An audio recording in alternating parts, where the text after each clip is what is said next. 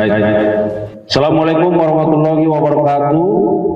Selamat malam, salam sejahtera untuk kita sekalian. Salam, Om Swastiastu, Namo Buddhaya, salam kebajikan, salam bahagia, salam sehat dan rahayu untuk kita semua. Yang kami hormati Pak Direktur Penyidikan pada Jampitsus beserta para Kasubdit dan penyidik pada jajaran Jampitsus, Pak Kabid Humas, yang saya hormati dan rekan-rekan media yang kami sangat banggakan. Yang pertama tentu kita patut bersyukur karena berbagai nikmat yang kita terima, khususnya nikmat sehat, sehingga malam ini kita bisa hadir bersama-sama dalam rangka penyampaian rilis dalam perkembangan penanganan perkara di jajaran Jampitsus. Rekan-rekan media, yang pertama kami sampaikan bahwa malam ini akan ada 2 rilis yang akan disampaikan. Yang pertama dari jajaran Jampitsus dan nanti setelah ini dari jajaran Hitmin Pidana Militer. Terkait dengan dari jajaran Jampitsus bahwa Direktur Penyidikan akan menyampaikan perkembangan penanganan perkara berupa dugaan perintangan dalam penanganan perkara tindak pidana korupsi, ya, yang sedang dilakukan oleh penyidik pada jajaran Jampitsus. Rekan-rekan media, perlu kami sampaikan bahwa dalam perkara ini setidaknya ada 14 orang saksi yang sudah diperiksa, dan hari ini dilakukan pemeriksaan terhadap 5 orang saksi. Dan bagaimana status terhadap dari 5 orang saksi ini tentu nanti Direktur Penyidikan akan menyampaikan bagaimana perkembangannya. Oleh karenanya, saya kira karena mengingat waktu, kami persilakan saja Pak Direktur Penyidikan untuk menyampaikan perkembangan terkait dengan perkara ini. Kami persilakan.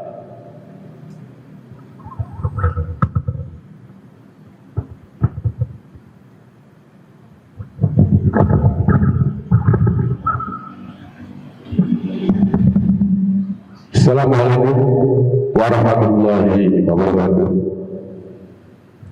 Yang saya hormati Bapak Pusmenkum, para Kasubdit yang hadir, teman-teman jurnalis yang selalu setia mengikuti perkembangan penanganan perkara yang dilakukan oleh penyidik Jampitsus Kejaksaan Agung Republik Indonesia.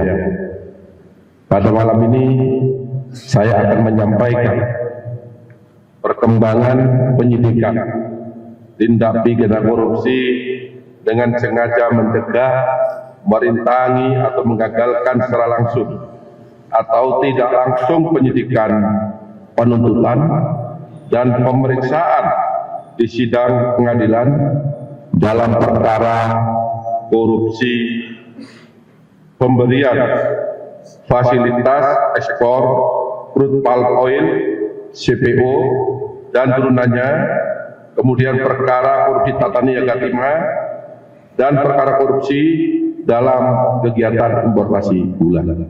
Jadi ini pengembangan dari perkara penangkapan hakim, ya, kemudian beberapa tersangka juga sudah kita tetapkan, juga merupakan pengembangan, dan malam hari ini kami sampaikan lagi pengembangan berikutnya.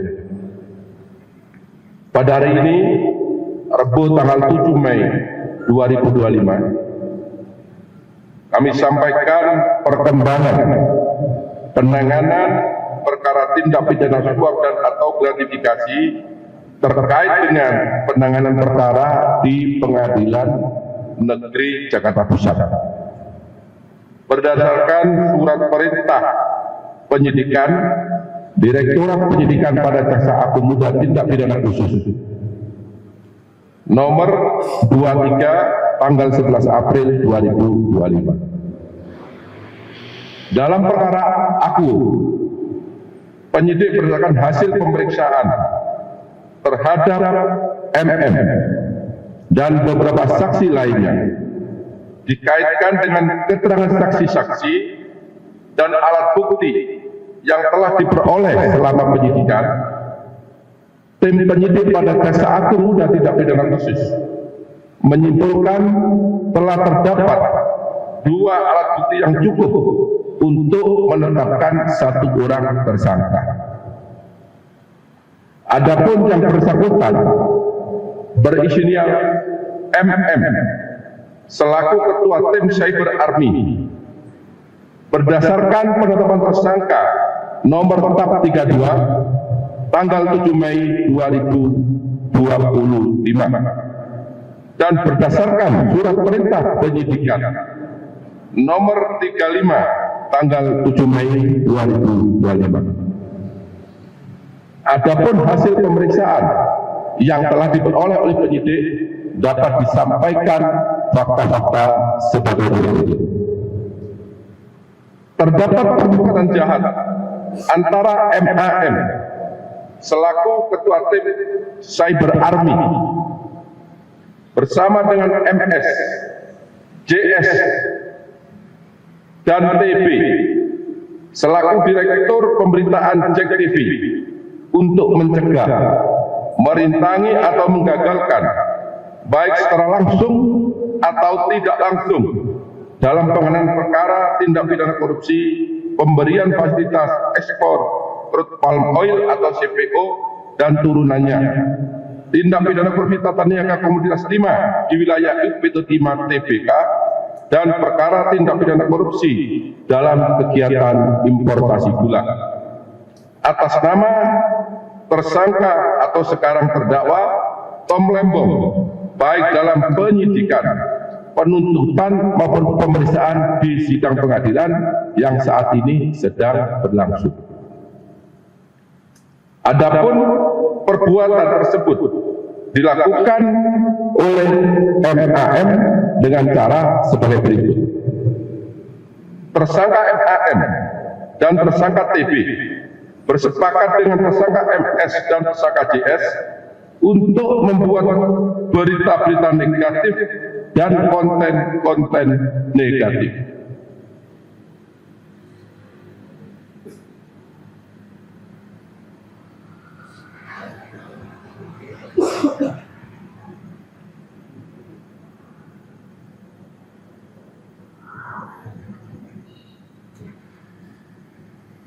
Yang menyudutkan Kejaksaan Agung dalam penanganan perkara Akwo di tingkat penyidikan, penuntutan, dan di persidangan. Selanjutnya dipublikasikan oleh tersangka MAM dan tersangka TB melalui media sosial TikTok, Instagram, dan Twitter. Tersangka JS membuat narasi-narasi dan opini-opini positif bagi tim pengacara MS dan JS, dan sebaliknya membuat narasi negatif bagi penyidik maupun penuntut umum pada Jampitsus Kejaksaan Agung, yang antara lain menyatakan bahwa metodologi penghitungan kerugian keuangan negara dalam perkara Akwo yang dilakukan Kejaksaan Agung adalah tidak benar dan menyesatkan. Kemudian tersangka TB memuat narasi negatif tersebut dalam berita di sejumlah media sosial dan media online. Tersangka TB memproduksi acara TV show melalui dialog, talk show, dan diskusi panel di beberapa kampus yang diliput oleh JEK TV yang isinya menyudutkan kinerja penyidikan maupun penuntutan yang dilakukan oleh Direktorat Penyidikan pada Jaksa Agung Muda Tindak Pidana Khusus. Tersangka MAM atas permintaan tersangka MS bersepakat untuk membuat tim Cyber Army dan membagi tim tersebut menjadi 5, yaitu tim Mustafa 1, tim Mustafa 2, tim Mustafa 3, tim Mustafa 4, dan tim Mustafa 5 yang berjumlah sekitar 150 orang buzzer. Kemudian merekrut, menggerakkan, dan membayar buzzer-buzzer tersebut dengan bayaran sekitar 1,5 juta rupiah per buzzer untuk merespon dan memberikan komentar negatif terhadap berita-berita negatif dan konten negatif yang dibuat oleh tersangka TB tentang penanganan perkara aku, baik ketika di penyidikan, penuntutan maupun pada saat pemeriksaan di persidangan yang saat ini sedang berlangsung. Membuat video dan konten negatif yang diposting atau dipublikasikan melalui platform media sosial, baik TikTok, Instagram maupun Twitter, berdasarkan materi yang diberikan oleh tersangka MS dan tersangka CS yang berisikan narasi-narasi mendeskripsikan penanganan perkara aku yang dilakukan oleh Jampitsus Kejaksaan Agung, pimpinan Kejaksaan Agung dalam penyidikan, penuntutan, dan pemeriksaan di persidangan. Selanjutnya, membuat video, konten, dan komentar tim pengacara MS dan JS yang berisikan bahwa metodologi penghitungan kerugian keuangan negara dalam perkara aku oleh ahli yang dihadirkan oleh penyidik penuntut umum adalah tidak benar, menyesatkan, dan telah merugikan hak para tersangka atau terdakwa yang diposting atau dipublikasikan melalui platform media sosial baik TikTok, Instagram maupun Twitter.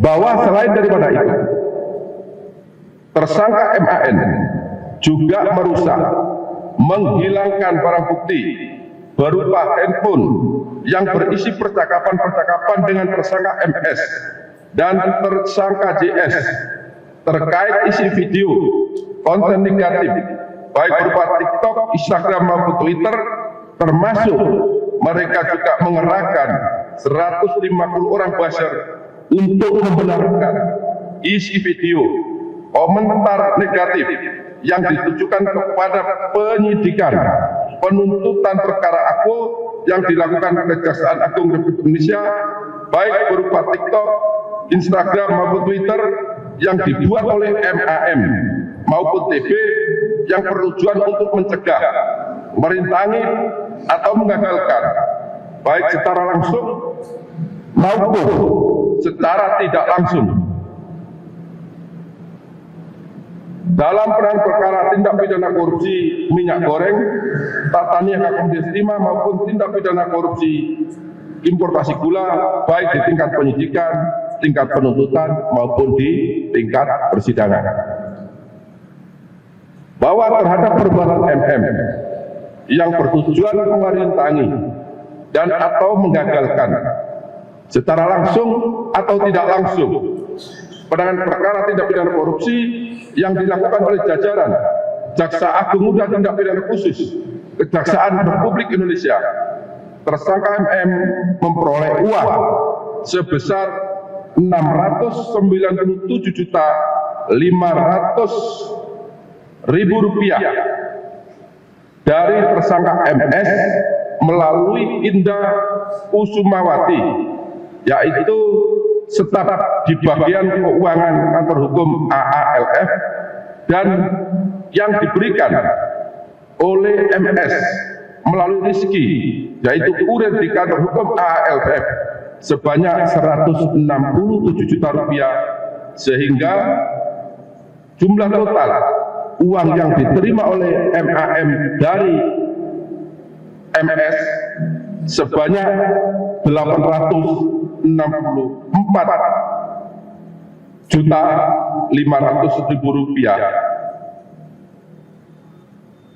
Tindakan yang dilakukan oleh tersangka MAM, tersangka MS, tersangka JS dan tersangka TB bertujuan untuk membentuk opini negatif bagi penyidik dan penuntut umum Kejaksaan Agung Republik Indonesia serta pimpinan Kejaksaan Agung dalam penanganan perkara aku kepada masyarakat dan mempengaruhi pembuktian perkara di persidangan agar perkara tersebut menjadi gagal atau tidak terbukti.